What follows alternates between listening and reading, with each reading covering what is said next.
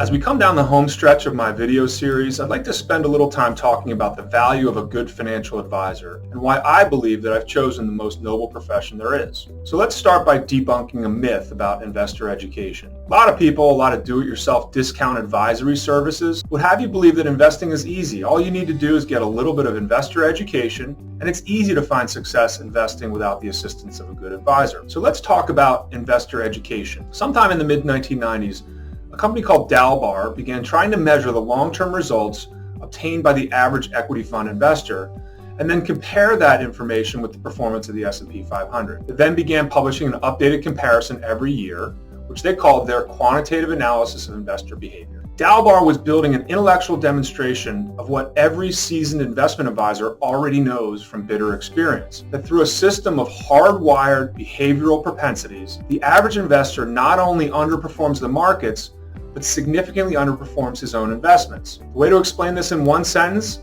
is that he goes into his investments and then sells out of them at all the wrong times and for all the wrong reasons. This study consistently indicates that over 20-year periods, the average equity fund investor underperforms the S&P 500 by about 40%. After 2 decades of this consistent finding, it seems very clear that despite all the left-brain data, information, and advice that has become unbelievably available to investors on the internet, their behavior has not changed.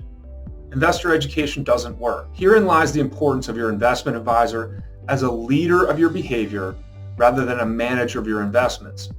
The recognition that we are not primarily educators, we are behavioral coaches. Investor education about the long-term history of markets will help us in what we do, but it is not what we do. Behavioral coaching is what we do.